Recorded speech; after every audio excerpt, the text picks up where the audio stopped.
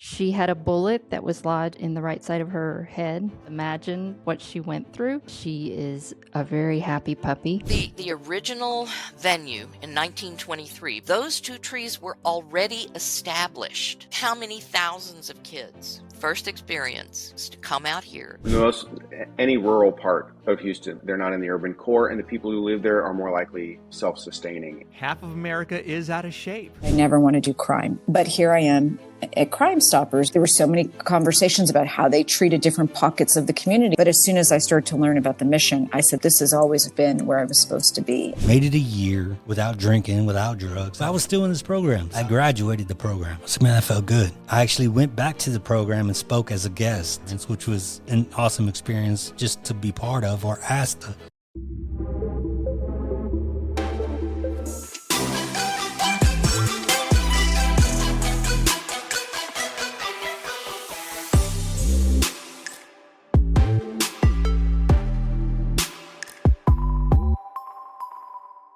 This is it. This is the series finale of Cruz through HTX. My name is Freddie Cruz, and today we're going to visit 5 of my favorite moments from the show. It's like picking 5 favorite children out of over 125, but I did what I did. And I stand by these picks. I highly recommend you go and binge listen to all the episodes.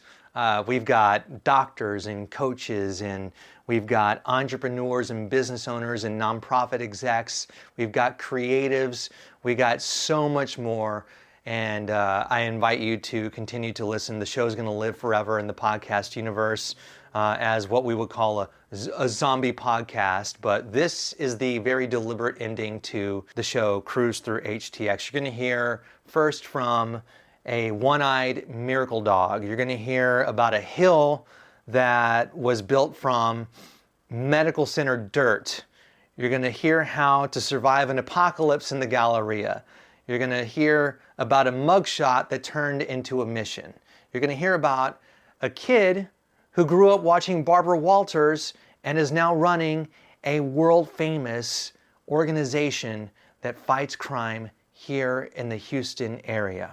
And without further ado, here are my top 5 moments from Cruz through HTX. Hi, Lynn. I met you and your husband Ike several years ago, and of course you had this beautiful little dog, Bubbles, with you. One Eye, a survivor of animal abuse.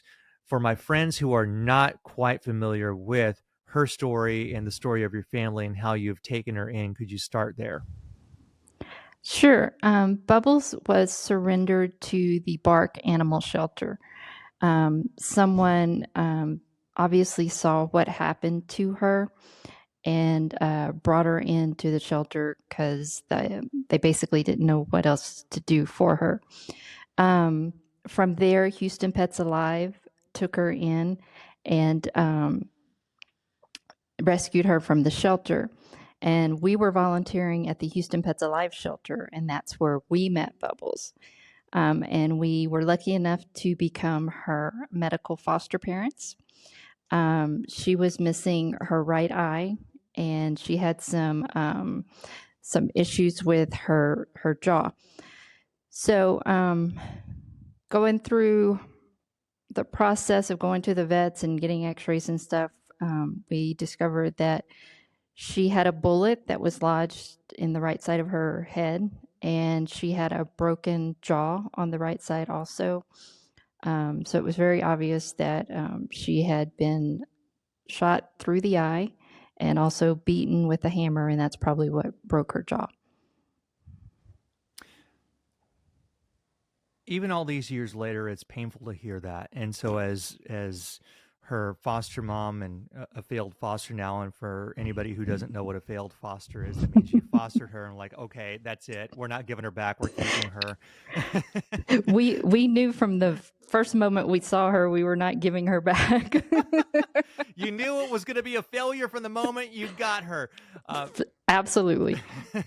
But does sharing her story get any easier? It's still difficult. You might hear my voice kind of quiver a little bit as I tell her story, just because I kind of imagine what she went through. However, because of her resiliency and her attitude, it does make it easier because she is a very happy puppy. She always has been, even when she still had the bullet in her head. She was running around playing with other dogs and just living her life the best way that she could. So it was just our responsibility to get her through the medical stuff. She already had everything else handled. So it's important for us to tell her story, to make people aware that this stuff unfortunately does go on, and that dogs can come through it and they can lead a happy, joyful life even after something like this has happened. You know, the original venue in 1923, because as you know, Miller's now 100 years old. Yep. The original venue on the same location in Herman Park was a concrete band shell, very typical of the 1920s period. So those they had columns, 20 columns, 10 on each side. The two oak trees, those two giant trees that we have out here now, those two trees were already established in 1923. Certainly not what they are now, but they were there. They were big trees then. So the first production, they claim, newspaper articles say, was a municipal pageant called Springtime of Our Nation. They had 2,500 people in that show. Now, when you look at the photos of that band shell, I don't see any restrooms available for the public. I see no dressing rooms for those 2,500 people. So obviously everybody came dressed and ready to go, whatever Yeah. they were doing. There was no hill at that time. It was just sort of a sloping lawn. How do we get the Um, hill, though? when the city was excavating Fannin to expand the medical center Okay. a mile down the road from the park, from the theater, they needed somewhere for all that dirt to go. And they thought, you know what? Let's just dump it over there by Miller. Let's just dump it in the park. And Get over out. time, yeah, it's the truth. So those dump trucks just kept on, and there's all of a sudden there's the hill. It certainly was the first, probably the only real big hill in Houston. How many thousands of kids first experience is to come out here, whether you're coming to see a performance or not, but you come to the park, and what do the kids want to do? They go run up that hill and roll down that hill Guilty. over and over and over again. I don't know about over and Um, over and over again, but I know I've had my fair share. exactly. Because it's Now, fun. it is fun, and that's a big part of what we're trying to sell. So the book is Prepper. It's number 1 in a series of 5. And before we wrap up, Tom, let's do a short lightning round, beginning with the part of Houston most likely to survive the aftermath of an electromagnetic pulse attack. Oh my gosh, answer wisely, even though your first chapter is in the woodlands. Sure, the most any rural part of Houston, like say Atascocita, New Caney, Cut and Shoot, those are going to be the areas that survive because they're not in the urban core, and the people who live there are more likely self-sustaining in the way that they live their lives to begin with. All right. Well, I think I might know the answer to the next one. The part of Houston least likely to survive the aftermath of an EMP attack. Downtown, the Galleria, Oh man. those probably those two areas. What if you were to go to the very top floor of the West End at the Galleria? How long do you think it would take before you get marauded? Oh, if you were to hide there, Yeah, if you were to um, hide. Tom has a well, huge backpack full of food with his yes, family. And how long do you think you might be able to stick it out if you don't have a it gun? would be a pretty long time because there's no elevator. So whoever's coming for you is going to have to climb all those stairs. They're going to be a lot less likely to do that. Half of America is out of shape. I mean, you've got a Right, great and they have point. to do it in the dark. They'd have to do it in the dark. See? Okay. All right. I like his odds. In a post-apocalyptic world, what would be your go-to hiding spot in the Houston area? Good question. I don't know if I'd stay in the Houston area. I don't know. I mean, Well, I mean, you wouldn't really have much of a my, choice though, because if your vehicle's connected to the grid, because it's like I mean, everything, even if it's not an EV, it's connected to some sort of electricity, right? yeah, I mean, I don't have the old Ford pickup truck that the main character has that's EMP proof. 'Cause- so gosh, I don't know. I'd hide in the closet on the first floor. I mean, I've frequently said I'll be the first person to die in an apocalypse. So Yeah. I don't know. Yeah. I don't know where I'd go, to be honest with you. I mean, I will say, I mean, I do have a bug out bag in my car. All of us do. Like we have, my kids, my wife, we all have like survival bags in our trunks, which are good not just for an apocalypse, but if you were to get into some sort of accident or you got stuck somewhere or there's an emergency, you know. Um, and those little Garmins they use, both of my kids have those. So I mean, I would say we are definitely suburban preppers. I mean, we're more prepared than most, but Yeah. we're not like I'm not off grid and uh, self sufficient. If you could reverse engineer your life, what nuggets from your childhood or even adolescence can you point to that shaped your career, leading you to becoming CEO of Crime Stoppers? Actually, there was quite a few. And I always said in law school, the one people would say, well, you did a master's in marriage and family therapy. You're in law school, so certainly you're going to do family law. I'd say, no, I don't think I want to do family laws, but I don't know. I said, well, I'll tell you what, I do know that I never want to do crime. I know that for sure. I didn't like criminal law, the class. I didn't take any additional criminal law related classes, but here I am at Crime Stoppers. And so when I go back and look at how did I find such a home here and how did that day when I walked in the doors in 2006 and Catherine Cabanis, the executive director at the time, was looking for an intern at $10 an hour. How did I look at that and say, yes, that's me. That has to be me.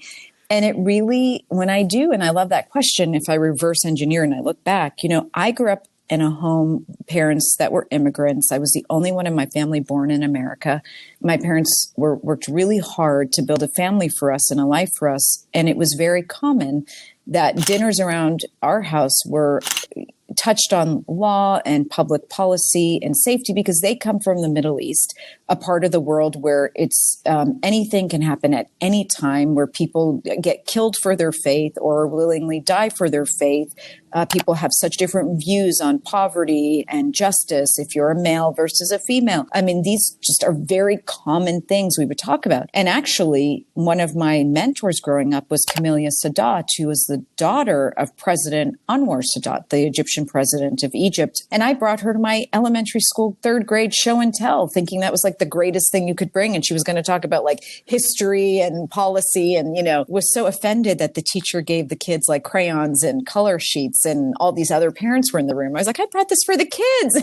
But they were like, oh God, so bored by it. But that's sort of deeply woven in me. I remember watching Barbara Walters interview like national figures sitting sort of crisscross on the floor of the family room in the 80s, thinking like, I just love this woman and I love what she's doing and I love these conversations and I love the impact they have on communities and cultures. Like I always found, the Boston Police Department to be such an interesting group. On the one hand, there were so many conversations about how they treated different pockets of the community. On the other hand, they were so diligent about public safety. So ultimately, when life brought me in a really roundabout way to this nonprofit called Crime Stoppers in 2006, walking in, I thought I would never work here. I'm just practicing interviewing in the nonprofit sector. But as soon as I started to learn about the mission, I said, this has always been where I was supposed to be. And I'll take any position they have, which was an internship at $10 an hour, which my husband thought was insane, but I knew it was where I was supposed to be. Did a field sobriety test because he walked up to the window and was like, hey, it smells like alcohol. And I was like, yeah, I've been drinking, So, oh man. Yeah. So, he took me in. We did the process. To this day, me and that police officer are friends. Get out. Yes. Well, it makes sense. A week after I had got out, I went to go find him. And I looked for him at the police department, and people thought I was so weird because I was like, hey, I'm looking for this police officer who arrested me. And nobody. So when I finally met him and finally got to talk to him, I said, hey, look, I want to tell you this. I apologize if I was disrespectful that night in any way. And he tells me, he goes, look, Raul, he goes, I've arrested a lot of drunk people in my life. And he goes, and you were the most politest drunk I ever taken to jail. I was like, well, thank you. It's one hell of a compliment. Yeah, I was like, you were a friendly drunk. Mm-hmm. Yeah, I was like, well, I normally don't get that. So I got in trouble. My mugshot was everywhere. You know, I was at the time I was trying to be, you know, I was in the community. People knew who I was because I was very active with the local VFW. Mm-hmm. So once, you know, I grew up in this town. I went to elementary school here, high school, I graduated. I did all that, and my mugshot came out, and it was everywhere. Oh man. Yeah, it was on Facebook. It was everywhere. Oh, So- there was Facebook. Okay, that's Yeah. right. You're young, so Yeah. there was Facebook. Yeah. Oh, jeez. It's kind of MySpace, same thing. MySpace, your yeah. age. Yeah. Or well, the newspaper. Yeah. Jeez, man. So it came out, man. It went everywhere. Who put you on Facebook though? The Brazoria County. Yeah. The local PD. They used to do this thing every week. They'd release a bunch of mug shots and they'd put you out there. But I mean, it is what it is. Yeah. You know, no hard feelings. I learned from it, you know. So I ended up getting. So I got in trouble. I ended up getting into this veterans court program. This veteran court program where you have to do all these counselings. You have to, you know, you have to do intense counseling in the VA, out of the VA. You have to do drug tests basically every day for drugs and alcohol. You know, so I was at the beginning. I said this before. At the beginning, I was just doing it to check the box. I was like, okay, look, I messed up. Let me get over it. Mm-hmm. I'll do whatever they want me to do, and then I'll go back to being me. Mm-hmm.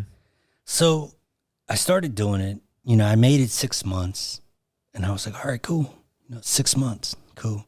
Made it a year without drinking, without drugs. And I was like, you know, this feels good. And that's a long time too. Yeah. But I was still in this program. So I was like, you know, I'm not going to say that this is going to be forever. Mm-hmm. I graduated the program. I was like, man, that felt good. So I started to do things that I never thought I would do. We started the apparel brand. You know, during COVID, we started the podcast. Well, towards the end of COVID, we started the podcast. And, you know, I hit 2 years. I'm already out of the program. I actually went back to the program and spoke as a guest to the other graduates and to the other people, the other veterans, which was an awesome experience just to be part of or asked to. You know, it's just so much that I hit 4 years in June, and I'm still rocking, man. That, my friend, is what Cruz through HTX is all about. We get knocked down, we get right back up. Houston is not about the skyscrapers, it's not about the traffic, it's not about the Texas Medical Center or the cultural arts scene or the restaurant scene. It is about the everyday people who are making things happen. Sometimes you see them on the news, most of the time you don't.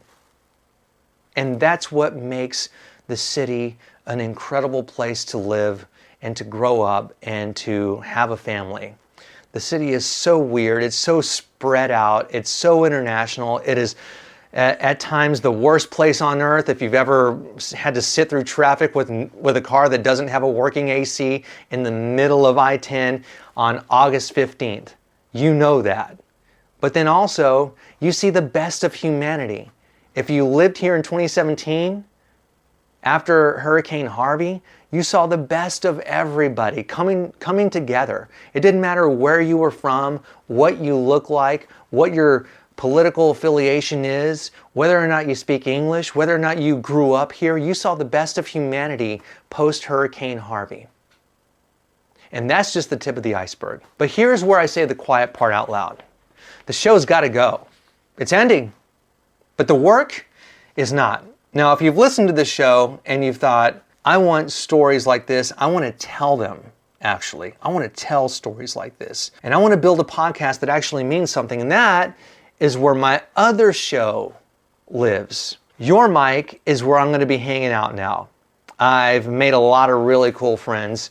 Some of them are in Houston, okay? I've got a lot of pod BFFs, I call them, that are here in the Houston area. Shout out to Brittany and, of course, Raul. And shout out to William and Victoria and Ozeal and Samantha and all of my podcast partners at Speak Podcasting. Whether we're talking about the Rosa Integrity Bank, the National Museum of Funeral History, Doctors Sturm and Dr. Patton, whether we're talking about the Cromines Law Firm or Carolyn Cromines herself. I got so many podcast BFFs, and I want you to meet them.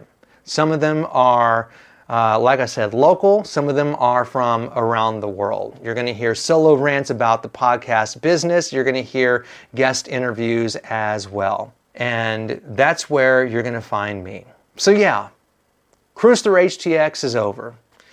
And in some ways, it does feel like a breakup. But it's the good kind of breakup. The one where everybody walks away better. We're not ghosting anybody. We're not storming off the set because nobody listened to my show. I actually did pretty good. But to every guest who said yes to being on, to every listener who hit play and listened all the way through because attention spans are like really, really short, and to every dog who barked in the background, a heartfelt thank you. You gave this show life, and I appreciate that with all my heart and with all my soul. As I said, the podcast will continue to live in the universe. I'm not taking it down. It's on YouTube. It's on Apple and Spotify. And if you ever want to hear about the people who make this town great, give us a binge listen. My name is Freddie Cruz, and this has been Cruise Through HTX.